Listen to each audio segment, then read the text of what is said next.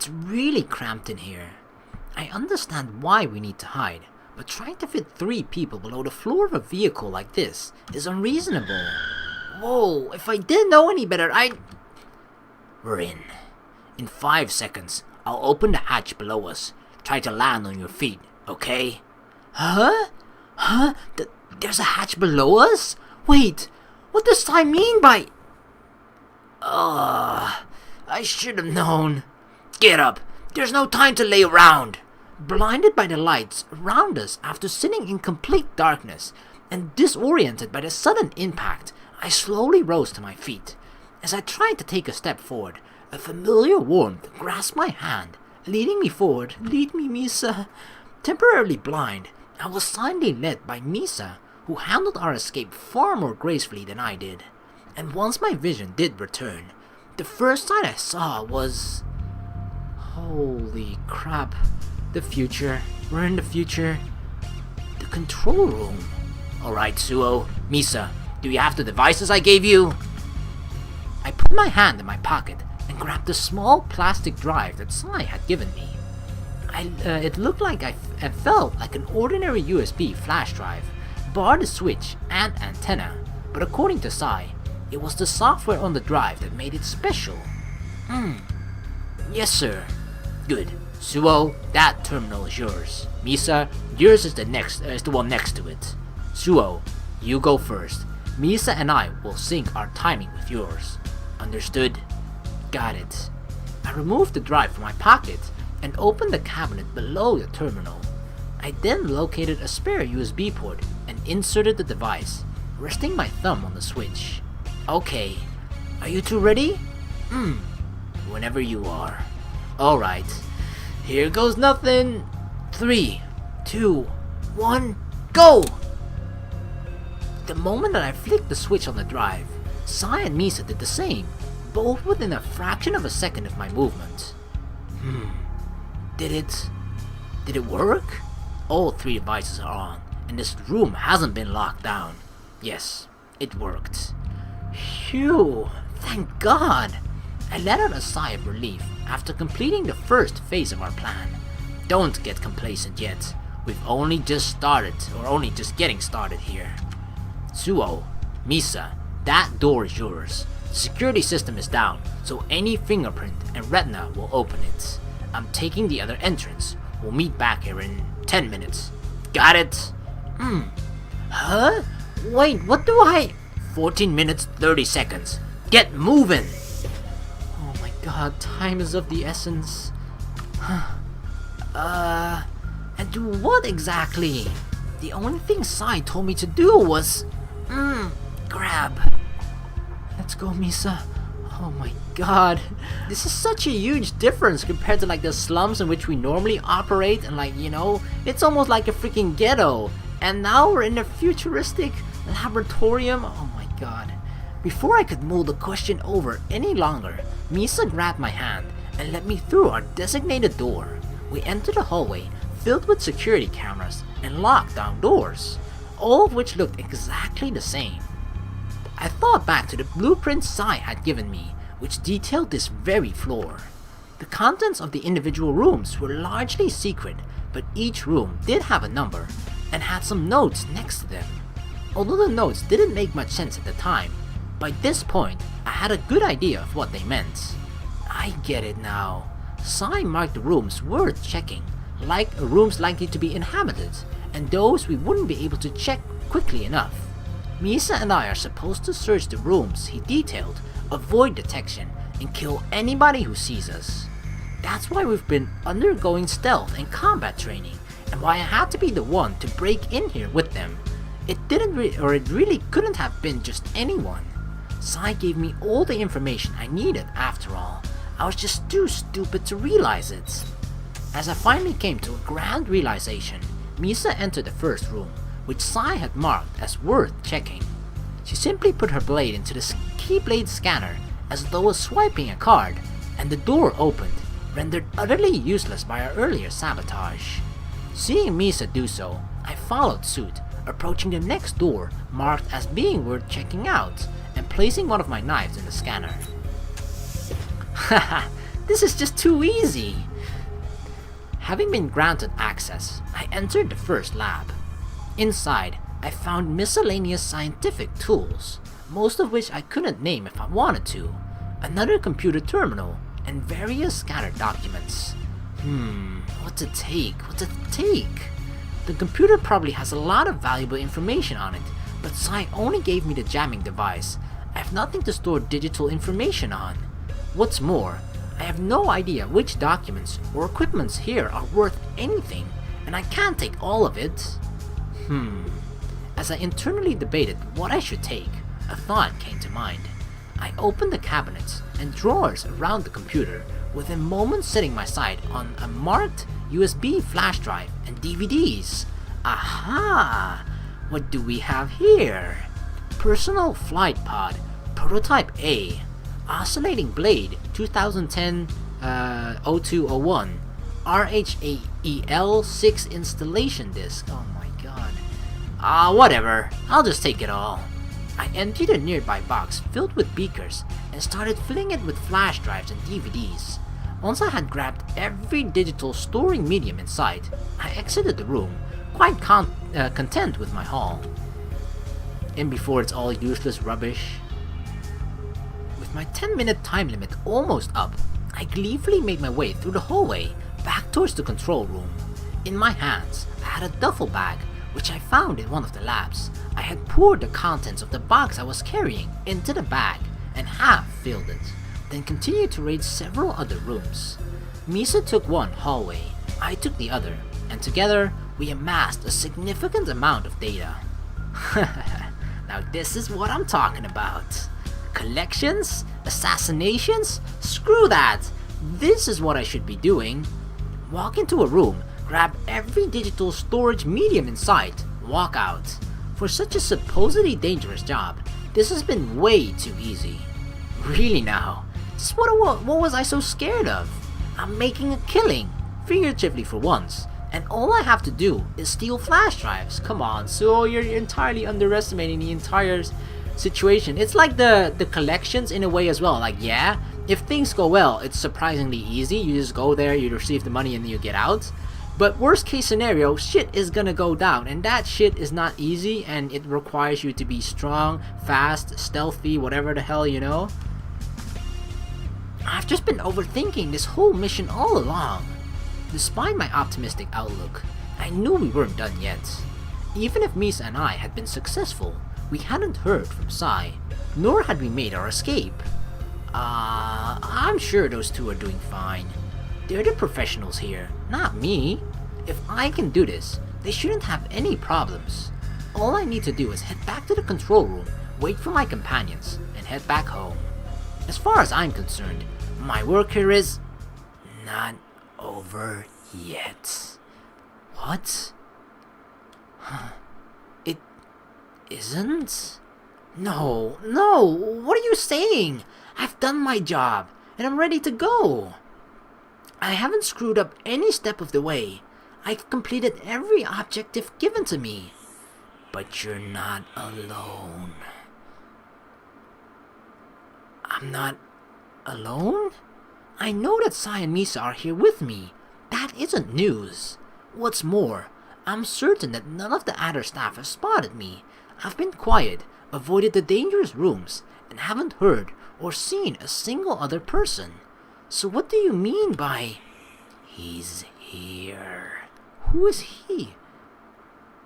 He? Gotcha! Oh my god, it's Leon! Holy crap! Turning around at the last second, spurred on by my sickness, I defended myself from Leon's surprise attack just in time. He swung his katana at the back of my head, which I desperately blocked with my knives as I dropped my haul to the floor without a second thought. Leon? What the hell? Aha! Your reflexes have improved. I guess Sai really can whip anyone into shape, huh? Pity your training will have been for nothing. Leon struck again and again, attacking relentlessly as he aimed for my throat. Unlike the last time we fought, however, this time I could see his movements clearly, and I was able to react with time to spare. Heh, not bad. I figured you would have improved by now, but not to this degree. Maybe Violet had a point when she suggested that we recruit you. Leon jumped back, keeping his blade in position and ready to react at a moment's notice. You know, I always wondered what Karasu saw in you. He claimed that you were adaptable, the perfect person for Sai to mold. At first, I thought he was just, being Karasu. But now, I'm not so sure. Leon continued to talk with his blade steady in front of him, never attacking, yet never letting his guard down. With that in mind, let me make you an offer. An offer? Yes, that's right. Something mutual beneficial, I assure you. I gripped my knives tight as Leon smirked, careful to not let his words distract me. Oh hell no, Leon. You're not gonna talk me into joining you. Hell freaking no. We're both here to rob Adder. The only difference is, you plan on giving what you find to Karasu, whereas I will be selling the information myself. Care to guess which one of us will profit more than the other? Even without Leon finishing his job, I knew exactly what he was suggesting. You want me to join you? Now? You must be joking! 30 seconds ago you tried to kill me! 30 seconds ago, I thought you were an easy kill. Listen, I don't care what you think of me. Quite frankly, I hate you too. But if we team up even temporarily, we'll both stand to gain significantly. You'll make far more pairing with me than siding with Karasu. But why would I want to pair up with someone who even says they hates me and wanted to kill me 30 seconds ago? Exactly that. Like, what? What do you say? Interested in making $50 million? Okay, you got my interest. 50 million? Wow. 50 million? You're here because you're getting paid healthily, right? Even so, I doubt Karasu's offering you that kind of money. $50 million? For one day's work? It's true that Adder is a multinational, multi-billion-dollar company. They have a wide influence, unrivaled global presence, and a scary amount of power. Even so, to think that such an impossibly large sum of money could be all mine. Come on, hurry up and say yes already. We're both on the clock here. He's right. This is no time to be hesitating. I'm already running late. Misa and Sai will be along any second now. If I don't hurry up and... Wait. Misa? As Misa's name came to mind, the allure of money suddenly seemed far weaker than it had moments ago. Rather than focusing on the absurd sum of money being offered to me, I found myself thinking of the life Misa and I had agreed on only mere hours ago. The two of us, cohabitating, free of our responsibilities under Karasu's employ, able to spend our days however we wanted. That's right. Even if money was once my reason for being here, it isn't that simple anymore. I have money, and when this is over, I'll have plenty more, exactly. But if I were to accept Leon's offer, money is the only thing that I would have. Leon, I have to hand it to you. That is an impressive sum of money. Even so... BAM! Oh yeah, why, oh, we cut him, that's why. I was thinking like, huh? Why are the tips of my knives red? And then I saw the cuts on him. I know better than anyone that money isn't everything. I lunged forward, slashing at Leon with both of my knives. He parried each blow with little difficulty, sustaining only a couple of light scratches as he did. God! So that's your answer, huh? Fine, you were never going to get that money anyway. Leon swung back, attempting to regain the offensive. But I didn't let up. I continued pushing forward, striking with each of my weapons out of sync. Bam, bam, bam! Ah, you really are full of surprises. Even so, I won't forgive you for underestimating me. Leon increased the amount of strength he put into his strikes, swinging wildly. And as he did so, however, his movements became easier to read, and I was able to avoid his attacks altogether. Stand still and die, damn it! I cut Leon's stomach once more, then quickly blocked his blade. Wielding two short blades at once, I had the advantage in speed, and from the very beginning, I was stronger than Leon. Although he outmatched me in skill, his swordsmanship was nothing compared to Misa's, making this whole fight feel like a slow day of training. What's wrong, Leon? You're slowing down. I cut Leon again and again, abusing every opportunity he gave me. The more I cut him, the angrier he grew, and as Leon became enraged, he made stupid mistakes, allowing me to cut him again and feed the cycle. God damn you! Leon lunged forward, and in response, I swiftly cut him down. I need to end this already. We only have a couple of minutes left before the entire security system comes back online. If I don't get out of here soon, Misa and Sai will... Wait a minute. Where is Misa? Quickly pushing Leon away from me, I ran in the opposite direction towards the lab I last saw Misa enter. As much as I wanted to finish Leon off once and for all, I knew I had to grab her and exit before our time ran out. Shit. Just what's keeping you, Misa? I'm dealing with Leon, so what are you? The moment that Leon's face entered my mind, I recalled the makeup of his team. Oh no, is Kane with him? With Violet dead and Leon behind me, there remained at least one more opponent. Oh no, I forgot about Kane! Misa! I quickly dashed into the lab, screaming Misa's name as I did, and the moment I entered, I confirmed her safety. Misa, you're safe after all. Listen, I don't know what's kept you for so long, but we've run out of time. We need to go right now. Leon is here, and he's... Oh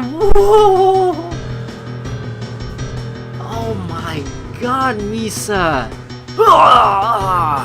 Before I could finish speaking, Misa maneuvered herself around me, intercepting the silent predator that even my sickness failed to notice. In the blink of an eye, she removed her blade from behind her back, ran straight past me, and pinned Leon to the wall. Having his skull and brain pierced effortlessly, Leon could no longer speak. The best he could do was allow moans of death to leak from his mouth, gurgling blood for a moment as the last remnant of his consciousness faded. Within moments, the lines had left Leon's eyes, and the man I saw to warn Misa about had been permanently erased. He remained standing, thanks to the blade pinning him to the wall, but otherwise, all signs of life had left his body. Whoa. Misa can be totally ruthless when she wants to be. I thought she was merciless when she practically beheaded Violet, or when she cleaved Martin in two, but to react that quickly and to kill a professional so easily, Misa really is a class above me. Misa, that was amazing. I came here to warn you about Leon, but it looks like I needn't have bothered. Now, let's get out of here before your luck runs out. Oh no, Kane, oh you mother! While Misa was still focused on Leon, Kane seized the opportunity and grabbed Misa by the throat. Unable to remove her blade from Leon's skull in time, Misa was left to fight against Kane in terms of strength alone, putting her at an insurmountable disadvantage. Phew, that was a close one. I'd hoped to find you while Leon was keeping your partner busy, but it looks like you're mine regardless, little girl. Kane tightens his hold on Misa's throat, making it difficult for her to breathe. Really now, to think that you killed not only Violet, but Leon too. I may not be the family man that Karasu claims to be, but I was rather fond of those two, you know. Misa continued to struggle, desperately trying to break free from Kane's grip. However, for all of her impressive traits and skills, Misa was still a young girl, and she couldn't hope to win against Kane in a battle of strength. Misa! Let her go, you bastard! I I wouldn't come any closer if I were you. One little twist, and this girl's head will come straight off. Cain increased the pressure he had placed on Misa's neck, and as he did so, the last of her resistance faded. Her arms fell limp by her sides. No! And Misa's eyes began to close. Please tell me this is a sleeper hold. Oh my god. Not good. Misa's already losing consciousness, and he still hasn't let her go. I can't afford to take any chances. I relaxed my stance and dropped my knife onto the ground. Good, good. Now grab that bag Misa was loading and slide it over to me. Quickly now, the girl doesn't have much oxygen left. Without a word, I did as Cain said. I grabbed the bag that Misa had been loading, filled in the same manner as mine had been, and slid it over to Cain. Wise decision. Misa! The moment Cain let Misa go, I ran to her side, immediately listening for signs of life. However, by the time I had gotten to her, Misa had already stopped breathing, and her lips had turned blue. No. I've already lost Sara. Don't make me lose Misa too. Hell freaking no. Damn it, Misa. This isn't funny. I've already been through this once. I'm not about to let it happen again. Recalling the health class lessons in high school covering CPR, I placed one hand on Misa's chin and the other on the back of her head. I tilted her head back and covered her lips with my own, breathing oxygen into her lungs and watching as her chest began to rise. Okay, I've got this.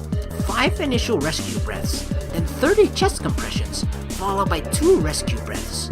I repeat those last 2 steps until she begins breathing on her own.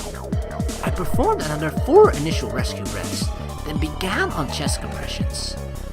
Chest compressions, that's, right, 100 per minute, 30 at a time, 100 per minute, with 2 rescue breaths in between. No problem. Estimating my timing the best I could, I performed the first 30 chest compressions, followed by another 2 rescue breaths. Come on, Misa! Wake up already! You're not allowed to die! I kept compressing Misa's chest as I screamed at her, paying no attention to the tears in my eyes. You have to pull through, Misa! Who's going to keep me company if you die too? You promised that you'd stay with me, remember? We're going to live happily together, free from the death and bloodshed. Please, Misa, just open your eyes. Yes. Misa? Through tear-filled eyes, I at last saw Misa wake up. Though groggy and disoriented from the lack of oxygen, not to mention her near loss of life, Misa slowly but surely opened her eyes.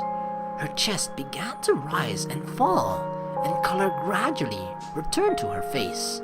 Weak breaths escaped from her lips, fulfilling the role I had until moments ago. It was a close call, but there could be no doubts. Misa pulled through. Jeez, don't scare me like that ever again. As soon as Misa opened her eyes, all of the tension left my body. I completely forgot about the time limit, which we had already passed, and the 2 interlopers who had got us in such a position. All I could see was a precious face of the girl I had managed to save. Misa, don't you dare scare me like that again. Even if you were to die, then I... Huh? What? No! Following the path of Misa's shocked eyes, I set the sights on my own torso.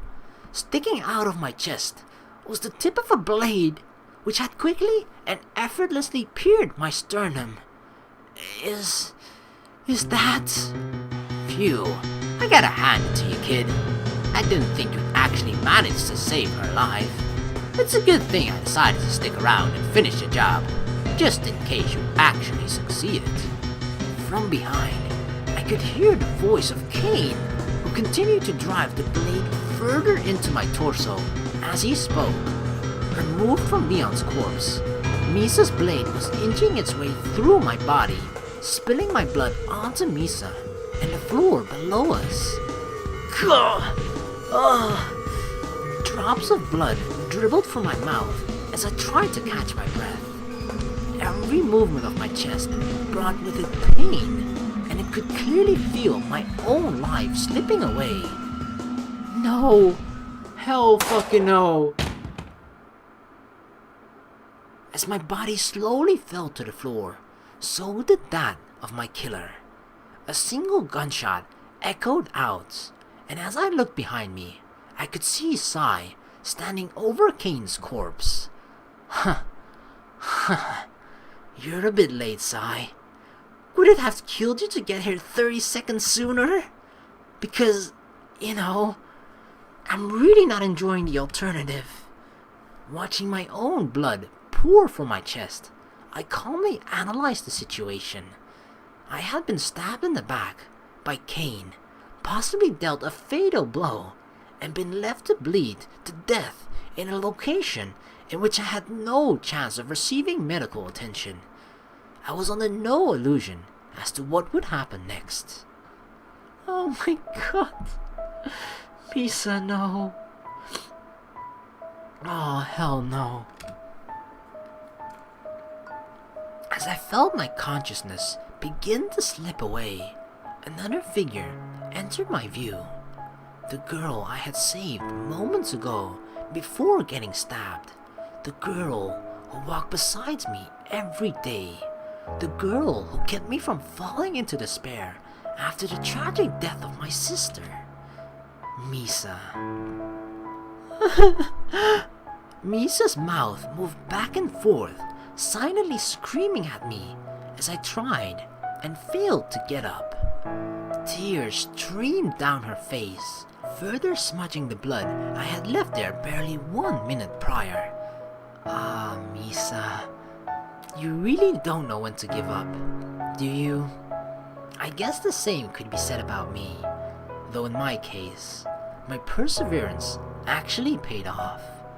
Unfortunately, I think that trick will only work once. Saving one life was the limit. That's all a person like me could hope for. Praying that I too would come back from the brink of death is simply unreasonable. I can't say I'm surprised that things ended this way. From the moment Karasu told me that we'd be robbing Adder, I knew that death awaited me. It was never a matter of if, only a question of when and under what circumstances. So as far as my final moments are concerned, I'm not disappointed.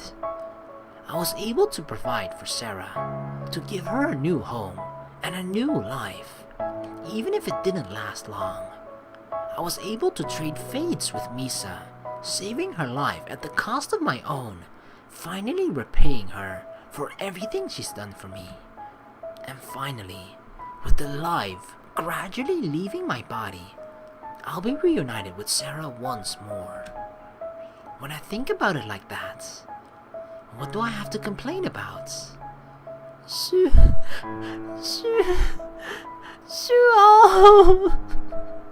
Visibly pained as she spoke, Misa strained herself until the very end, trying her hardest to finally say my name. Would you look at that? You can do it after all, Misa. You just needed the right motivation. Maybe my death will be worthwhile after all. Oh my god. Is that really the ending that we're getting? You're kidding me, right? This can't be a good ending.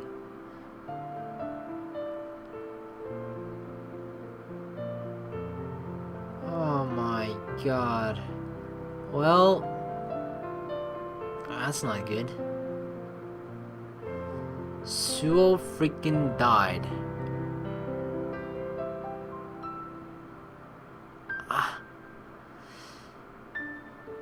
I mean, his reasons for dying, I mean, I don't blame him, you know? It wasn't a mistake at all. I feel we died for the sake of saving Misa.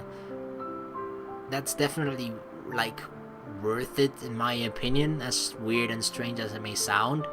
But still, we died. Like, that's not a happy ending, especially considering, you know, the promise that he and Misa made before entering Adder. I just feel like we had so much to look forward to. If only this job went successful, we had so much to look forward to, and then Suoh ends up dying. Oh my god. Well, I don't know. So, I guess we can... Misa finally talked. But he said, I think she tried to talk earlier as well, when we were like, you know, when we confessed to her, like, or when we asked her what she wanted to do, or what our plans was after we are done. Like, if she wanted to keep living with us or not. At that moment, she also tried to talk then, but she wasn't able to do it, or Suoh just said, don't strain yourself. Does she have just like some kind of something with her throat that makes it really hard for her to talk? Because straining something means that it's really difficult for you to do so, right? But I don't know. I mean, it's at least Misa was able to talk and say our name. But it seems like there's still a bit after the credits, so I think it was 32 days later, right? Saturday morning, January 7th. Last night, moments before midnight, I awoke to a dream too far-fetched to ever reflect reality. I had been stabbed straight through the chest and left to die on the cold, hard floor of a laboratory. It was the end I had seen coming a mile away, the scene of my death, the moment at which karma had finally caught up with me. It was a wonderful death, the kind which actually meant something, a death I would have been proud to accept. And yet, despite being granted such a wonderful death, I was saved. Suoh is alive? My far-fetched dream depicted my own survival, not a dream of a cold, bloody floor, not of my own death, but one of life. A fantastic dream in which I awoke not in hell, but in a hospital bed, surrounded by white walls and sick people. A dream far too good for the likes of me.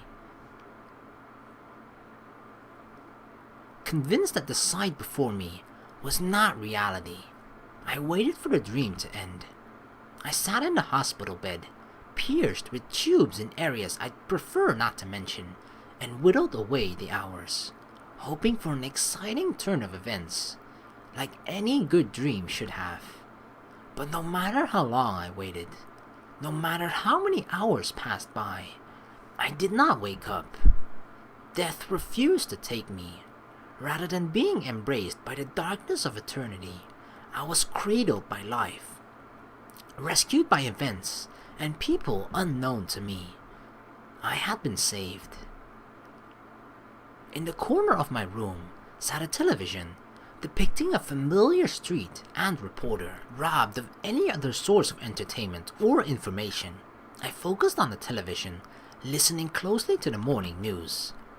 Filled with cheer just days ago, these low-class streets are now bare once more, filled only with the homeless and the trash visitors left behind. Though popular around Christmas, Millbrook remains a notorious city, known for its relaxed stance on slave labor, second only to Richmond in corruption. Unlike Richmond, however, Middlebrook has one saving grace, and that is Adder, of course, and news of Adder's latest feats is spreading like wildfire. Between their new product launch and decisive Christmas sales, Adder stocks are up 15% from this time last year, set to break estimates. I must be alive after all. There's no way the afterlife could be this cruel. There's nothing to do. Adder is thriving, and I have more tubes than friends. This is my life, alright. Honestly, how did I pull that off? Can't I even die properly? Now I'm not sure whether to be thankful or embarrassed. I was so giddy about the thought of having such a cool and meaningful death that I was actually happy to be dead. But I guess for someone like me, even that is too much to ask for. Remorseless killers who get their own family members murdered don't deserve death. Sitting in a hospital room with a colostomy bag and urethral tube is a far more fitting punishment. Now I just need Karasu to call up and start one of his long-winded spiels, and I'll be truly in hell. Mr. Tesla? As my thoughts dragged me further away, a sudden call returned me to reality. Just call me Suoh. Oh, right. Suoh then. Suoh, when did you wake up? I looked at the clock on the wall. It's almost 8 a.m. already? Jeez. I guess I woke up 8 or 9 hours ago. The nurse looked at me in a perplexed manner. My initial reply caught her off guard, as did the fact that my eyes were open. Mr. Suoh, do you know where you are? Were we in a coma? I'm guessing, right? I mean, we woke up 32 days later, so we probably were in a coma. Some hospital, I guess. Probably in Richmond or Middlebrook. Once again, taken aback by my blunt and disinterested reply, the nurse faltered for a moment before continuing. What if this is just everything that just happened was a dream? Right? And that we're still in the hospital at the very beginning of the game, remember? No, it wasn't even at the beginning of the game, it was before that. But throughout the story, it has been mentioned that Suoh was in the hospital, right? Because he was in this... Wasn't he in sort of the same accident as his parents, in which the parents died, but Suoh himself didn't? Is it really that? Was everything just a freaking dream? Suoh, you suffered heavy blood loss after being stabbed in the chest. You should really lay down. I patted my chest where Kane had stabbed me. Even as I reached my hospital gown, I could feel no wound, nor even stitches. If the wound left a scar, I couldn't tell. I think I'm okay. I tried to stand up, hindered only by the tubes protruding from my body. You can't do that! Please lay back down! The doctor will be in shortly, and he'll discern whether you can have those removed, okay? Alright, I understand. Following the nurse's visit, several doctors came to see me. They were all amazed to see that I had woken up so soon, telling me how they didn't think I'd even survive the surgery, let alone ever wake up. Furthermore, the rate at which my wound had healed staggered everyone, myself included. After being stabbed through the chest, not even a scar remained. Once the head doctor agreed that my tubes could be removed, I was practically at full health. Mr. Suoh, I understand that you're keen to get up and move around, but please take it easy. Standing up and stretching so soon is a bit... I'm fine.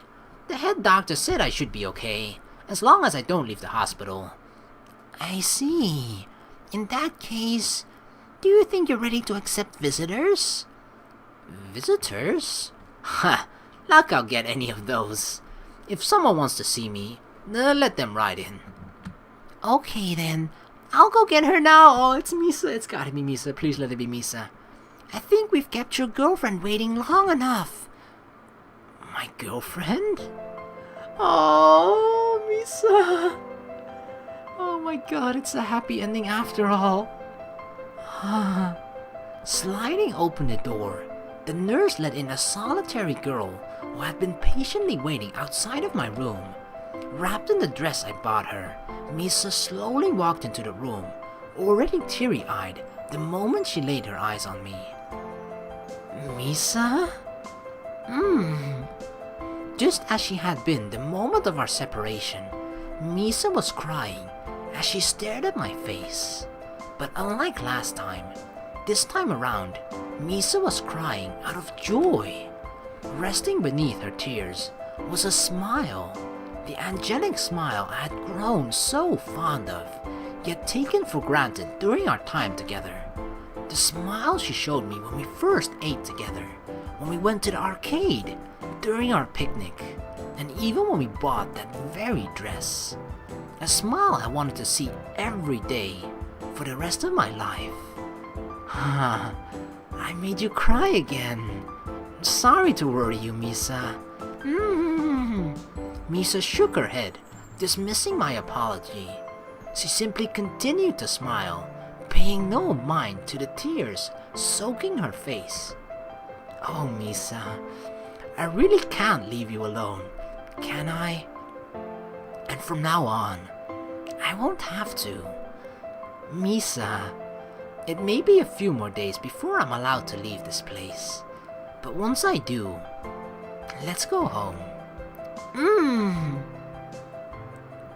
Oh my god. Yes, we got the happy ending after all, kind of. I mean, it kind of lacks on details, considering the way it ended stuff. With the fact that we went over our 15-minute time limit, right? So technically it should be even harder for us to escape. But okay, let's try and go over the last possible moments of the ending there, right? So let's see. Kane stabbed me in the chest while after I saved Misa. So I was dying. 50 minutes had already been up because we were fighting both Leon and Kane, and we had about 5 minutes left or 3 minutes left at the point we started the fight. And all that happened, and it definitely took way longer than 3 or 5 minutes, right? So we were definitely over our 15 minutes. So Kane stabbed me in the chest, and then Sai came to the rescue, shooting Kane dead. But that's sort of the situation where we left things at, right? Misa was crying, mourning, basically because she thought I died or I was dying, was stabbed in the chest. So yeah, she was upset. So we left it at that scene. I'm like bleeding half to death. Misa is emotionally upset. Sai is there. He probably has everything done, right? If we look at best case scenario, he has all the information that they needed, or not. Actually not, right? It could be that he decided, or he heard things happening, or he had part of the data or whatever the heck he wanted, the information.